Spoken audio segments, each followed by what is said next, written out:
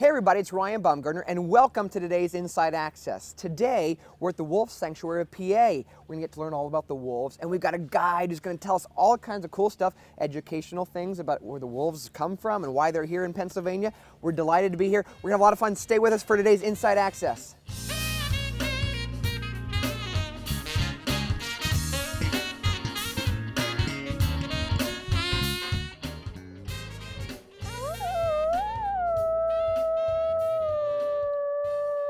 Hey everybody, thanks so much for being with us. We're at the Wolf Sanctuary of PA, and I'm here with Michelle Mancini, who's the educational coordinator.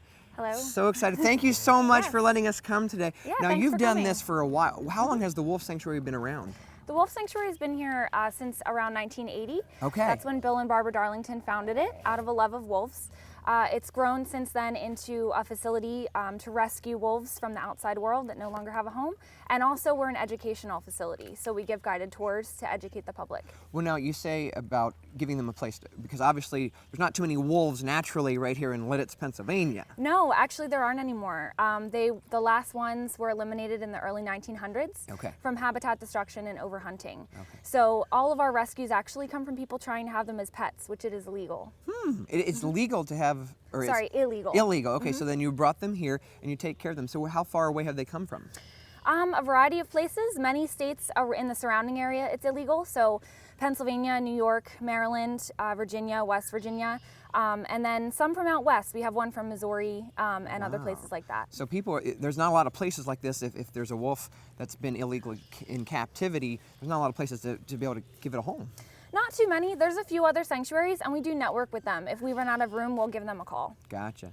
Well, tell us about all the different wolves that you have here. What are we going to see today? Sure. We have 44 wolves on the property. I don't know if we'll be able to get to see them all, but the pack behind us is our largest pack. There's 10 wolves there, and we do have permits to breed, and years ago we're a breeding facility, but we made the decision to no longer breed in order to make a home for those rescues I talked about. Sure.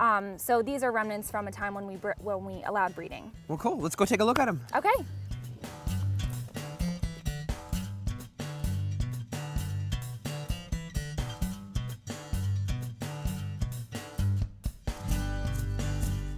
So this is one of the bigger packs that you guys have. You said 10 wolves? Yep. All right. Now explain a pack of wolves, because I think, in the wild, they're going to, breed and all that kind of stuff. Sure. When you bring a wolf, how do you know what pack, what makes this pack a big one and that pack a small one? How do you? Sure, that's a great question. So we no longer breed at this facility. So we'll actually probably never have a pack this size again. Okay. Packs that are born together, even in the wild, tend to kind of stay together, if that makes sense. Yeah. There's been studies that showed that packs that were raised as a family were actually more successful at hunting and surviving in the wild. So here in captivity, we found the same thing. Introducing a wolf to another wolf is really difficult and challenging.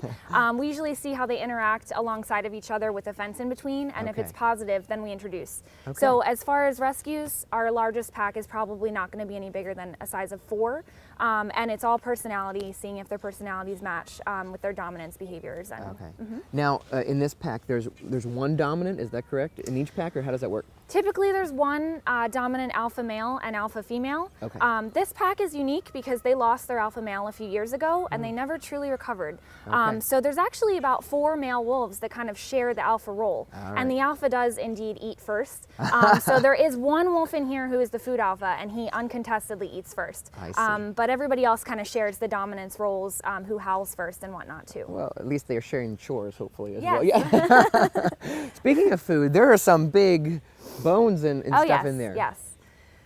So we don't feed them any live prey, but each wolf requires about 5 pounds of meat per feeding. Wow. When they get full, they actually bury their meat. So they dig a hole with their paws, drop the meat in, uncover it with their nose, and tamp it down with their nose. It's a little like a dog bone, you just Kind of, save yeah. it. Okay. So any wolf with a dirty nose that you see today is a full wolf.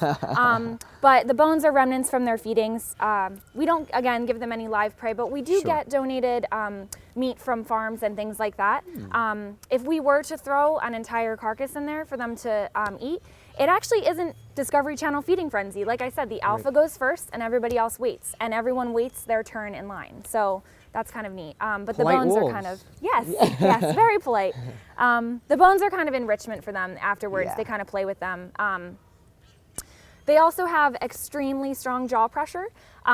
So their jaw pressure has been recorded in their back molars to be over about 1,500 pounds per square inch.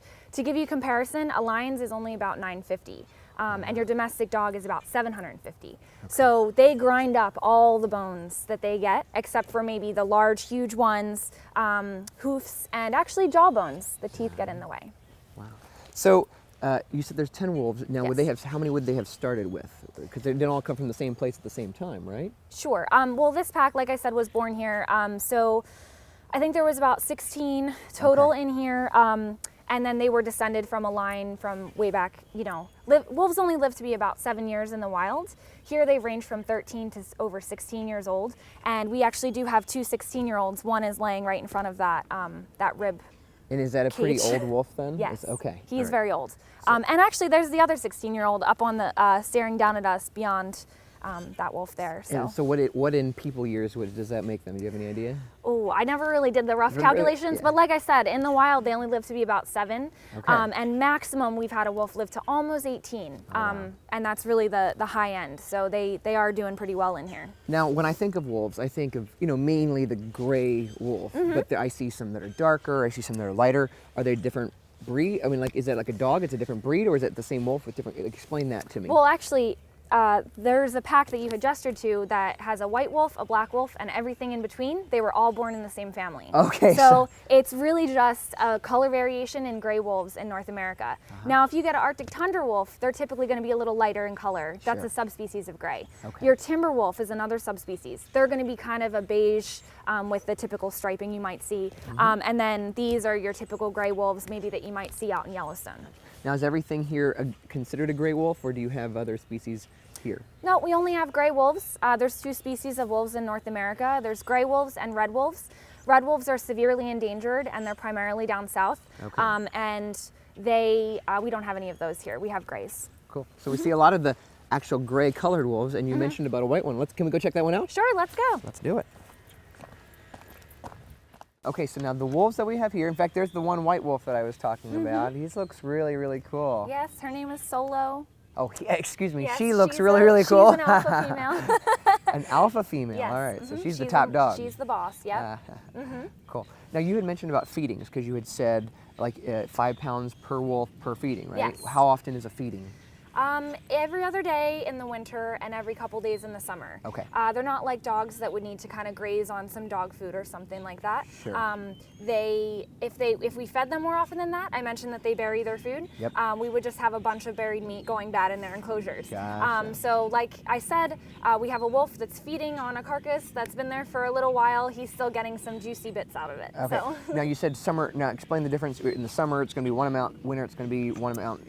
Explain that. Winter is their strongest season. Okay. So wolves hunt best in the winter. They're biggest, they're strongest, they have their big full winter coats, and their prey is the weakest. So they hunt elk and deer and things like that feed on vegetation. Sure. There's not much vegetation, so therefore the wolves have an easier shot at getting some prey. Now, when we were talking about us coming to experience the sanctuary, you had mentioned that the winter is actually going to be a better time, possibly because their coats are going to be all thick. You're going to get to see a wolf at sort of its Yes. peak, and that's why we're here in jackets instead of Yes. coming in the middle of the summer. Exactly. You can come anytime, but yeah, explain the different seasons and what that's going to look like. Sure, winter's a great time to come see them on a tour.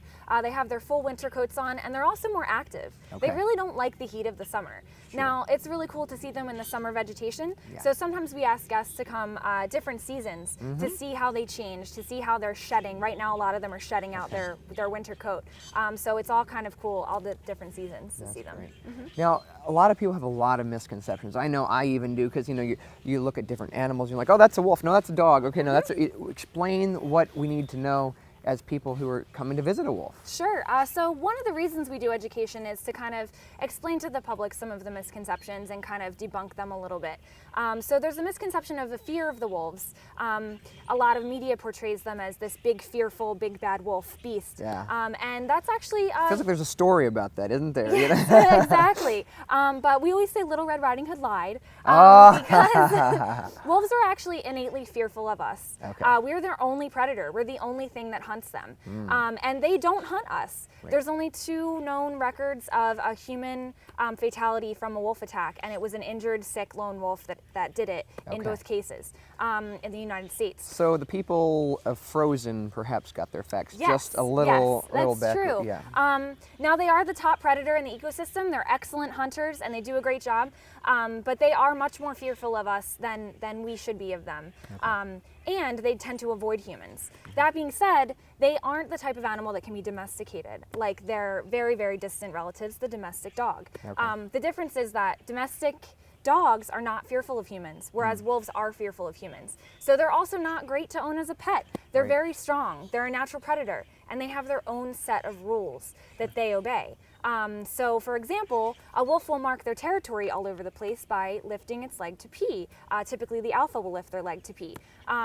If they're in a household, house training doesn't mean anything to them because the house is their territory and they want to pee. So that's just one example. But also their strong jaw pressure, their territorial nature, they just have a different set of rules. They shouldn't be in a household setting. Yeah.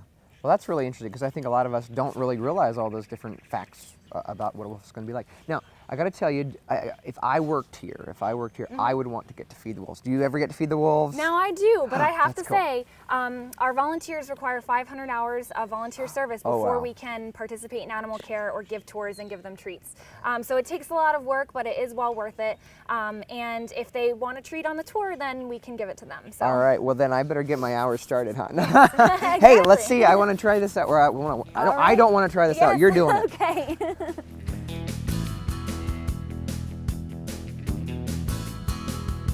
Well, Michelle, I got to tell you, a lot of times I get to interact and try things out. This is one time I'm going to let you just do it. I'm very content to Okay. just watch. Sounds good.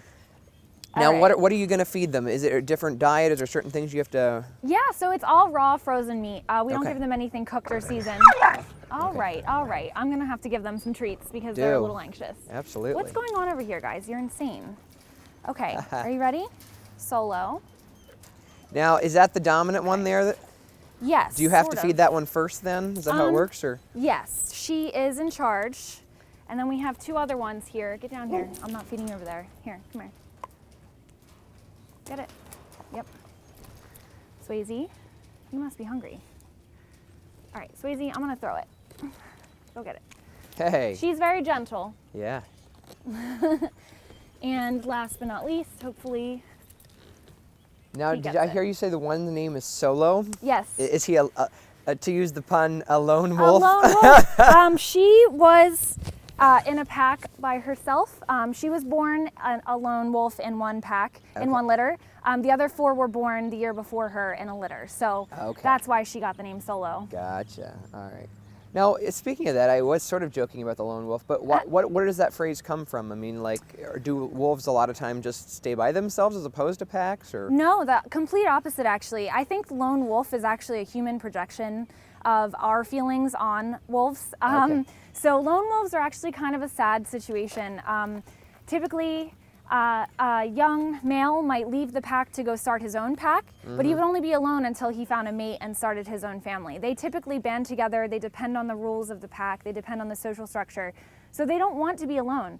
A lone wolf is usually a sick or injured wolf, and they're not going to survive as well. Okay. It takes about 4 wolves to actually make a kill because they're hunting large things like bison and elk and things like that. Right. They go after the sick, the injured, and the weak to strengthen the herd of their prey animal, but it's still a challenge to bring one down. And so a lone wolf doesn't always happen. Okay, makes sense. Well, they look pretty content and satisfied now. Yes, I hope so. They seem very hungry, Excellent. although they're always hungry for treats. Sure. I always like to mention too, there's a restaurant called Scooters and Lidditz.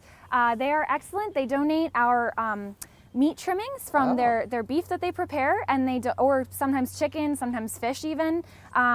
So they actually give us little packages of their meat trimmings when they're Oh, done. that's So that's awesome. what a lot of the treats are coming from, is Very them. nice, great. Let's go look for some more wolves. All right. Now the wolf we have behind us is a special wolf, right? It's by Yes. himself. Yes. Yeah, explain that. He actually is blind. He blind developed wolf. cataracts when he was Okay. around 4 years old. Wow. And he was from that big pack that we met earlier. Oh, okay. So a lot of times wolves will pick on another wolf that has a deficiency. And in the wild, a blind wolf couldn't keep up with the pack. Gotcha. So of course at the sanctuary we noticed and had to remove him. He was with another female wolf, again from that pack. Her name was Lucky, and unfortunately she passed away a year or two ago from age. And since then, he's actually done a lone howl by himself. They do howl for mourning. That's one of the reasons that they howl. Aw. So despite his blindness, he has a 2-acre enclosure behind me, and he knows every inch of it. He has his own trails that he walks. He doesn't bump into anything, and he's very healthy. He's still eating, so that's great. He loves treats on the tours. And he's an older wolf, right? He is. He's 16 years old. Wow. Which is very old for a wolf. Now, you said obviously the eyesight is gone. Now, what kind of senses is he using then? If he navigates and he knows it all, what's he doing? Sure. So wolves' eyesight is only about as good as ours. Okay. It's not that great. Their sense of smell is astounding. When you smell, you use something called olfactory receptors. They send messages to the brain about what you're smelling. Humans have about 5 million. Wolves have about 280 million. So they can smell everything and anything. Okay. And their sense of hearing is excellent. So they can smell and hear for miles and miles. So he uses his sense of touch and smell and hearing to get around. So their eyesight actually isn't that great. Okay. Well, that makes sense. So, but he's actually able, almost like when I think, I have different folks that are friends that have problems getting around, and they kind of know their steps. They know how many steps, and because he's kind of doing a similar type of thing as far as getting around. He knows where to walk and where not to walk. And I also want to mention at this point, we are a fully nonprofit organization. We operate based off of private donations and tour contributions. So we're very grateful for people to come visit us on tours. That's great. But you'll notice that the enclosure behind me is a little bit different. It's chain link fence. Oh yeah, I see that. All of the other enclosures that we saw today were a little bit different. They were a little nicer looking. This is one of the last enclosures that we've been able to renovate, and we actually can't do any renovations with Thor in here because moving the tractors around and all kinds of stuff in there would mess up his trails, and it would get him a little bit confused. Sure, because he's used to the way things are. That's how he gets around. Yes. That's great. Now, I always think of a wolf howling at the moon. You've seen pictures and all that kind of stuff. Is that true? Is that real? That's another misconception. It does happen though. And so the reason is, again, their eyesight isn't quite that good. So I mentioned earlier that about 4 wolves go out to make a kill, even if the pack is larger. When they make a kill, they have to let their pack members know where the kill is. So they howl to let everybody know. And so if a wolf can see better, they're more likely to make a kill. And so therefore they howl and then get the pack members rallied. So under the light of the full moon, it's easier for them to hunt their prey. And so they're more likely to howl at the full moon. I see. So the moon is just the fact that there's some light. So hey guys, tonight's a good night. Let's get out there. Yes, perfect. Yep. Exactly. That's so crazy. So basically, it's just what it sounds like. It's a communication tool to, hey, I'm here. Hey, I'm here. And let's go do our thing. But you did say morning. So it's for when I'm hunting. It's for when I'm mourning. Yes. Now, when they're howling here, what are they? They're just, yo guys, how's it going over on your side? Well, they also howl when they're traveling to let everybody know where they are, and they howl to warn other packs that they're there. So to say, hey, there's a large wolf pack here. You might not want to come over here. They also change the pitch when they're howling. And that's a technique to make it sound like there's twice as many wolves there as there actually are. So we don't know if they're howling to say, hey, where are you? Where are you guys located? Or if to say, get out of here, this is our spot. We don't really know which, so. That's great. Yeah. Good, well let's go see some more wolves. I know there's some at the top of the hill, right? Yes, it's a large trek, so. Let's do it.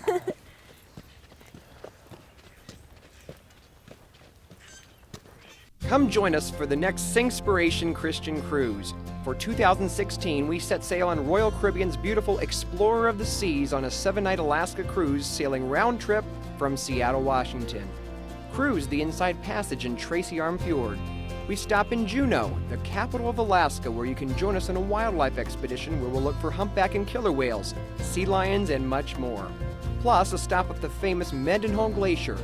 At Skagway, you can enjoy the quaint mining town, walk to the miners' graveyard from a century ago, visit the picturesque waterfalls, or take a 3-hour train ride to the Yukon and back. Whatever you decide, adventure awaits. Our final stop is Victoria, the capital of British Columbia.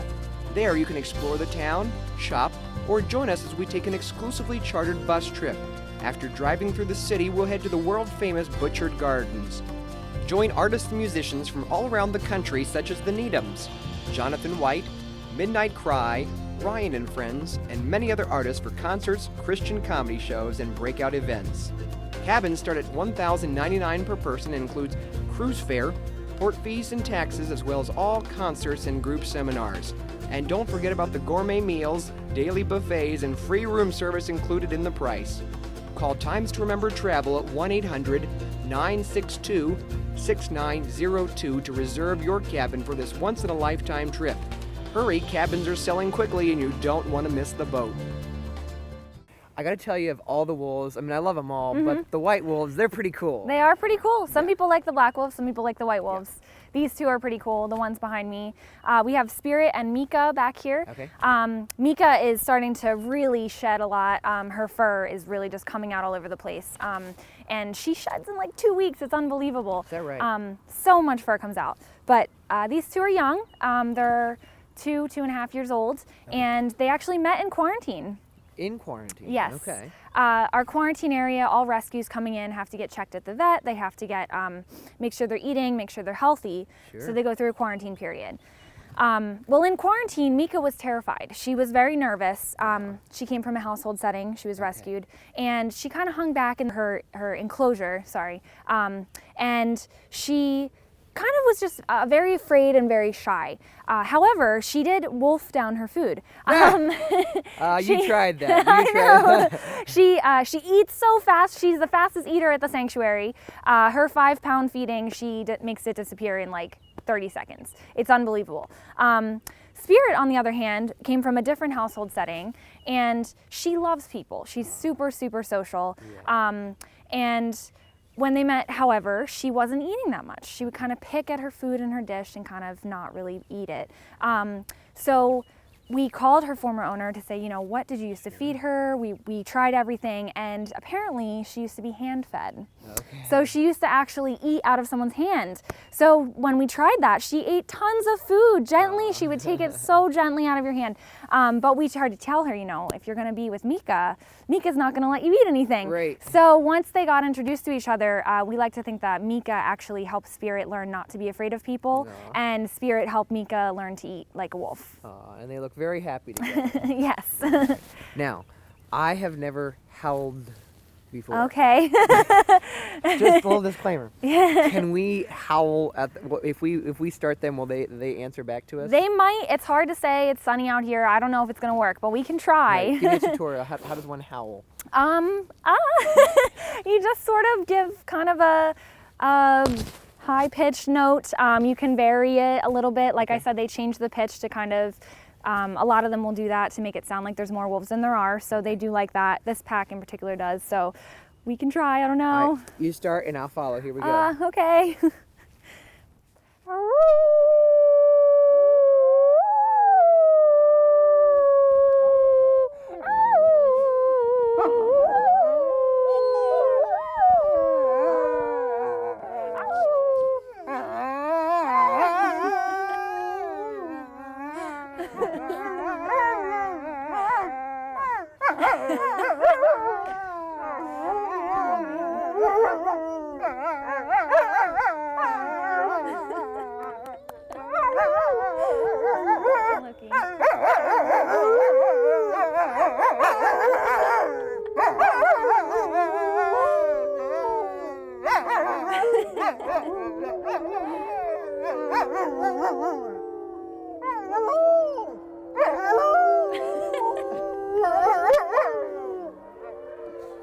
They're all going down here.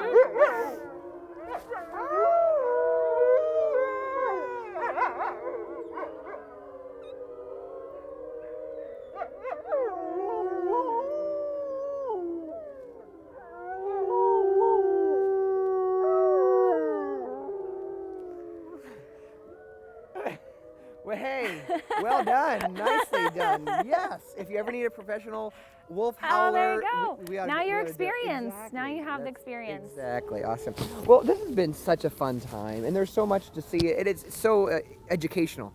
If folks want to come out, how do they go about doing that? If you want to come visit, we have tours on Saturdays and Sundays. Okay. Now in the colder months, the tour is at noon. It's only the one tour a day. Gotcha. In the warmer months, we move it back to 10 a.m. So be sure to check the website for dates and times before you come. We have Tuesday, Thursday tours at 10 a.m. by appointment. Then we have some special events. So in the month of May and the month of October, we have our special event day. Again, check the website for the dates. But that's an all-day event from 11 to 3, and we have live entertainment, we have art vendors, we have some food, and we have the tours going on. Then we also have our full moon tours. Ooh. So the Saturday evening, closest to the full moon, we have a bonfire, live entertainment, and tours going on. So again, they don't necessarily howl at the full moon, but you can get a chance to see them in a natural environment in the evening. Now that's an age-restricted event, 16 and over only, so that's something to keep in mind. But if you want to come on the Saturdays or whatever, all of the other tours everybody are can open come. to the public. We also, I just want to say, we have private tours. That's an experience that has to be scheduled in advance. It's just for you and whoever you want to bring. And you get to see all 44 wolves instead All of just the ones 44. on the public tour. Then we also have our wolf adoption program. You can't take them home with you, but but you do get an adoption packet, a certificate, and a photo and whatnot, and it helps support the wolves. Again, we are a nonprofit, so all of the funds from any of those events or activities go straight to the wolves. So, Well, it's an educational time. It can be a family time, and you can learn a lot and get to Yes. experience. You'll have a howl. Anyways, thank you so Yeah, much, Michelle. thank it you was for so coming much out. Thank great you. to be here. Hey, thanks for being with us on today's Inside Access. We'll see you again real soon. Bye bye.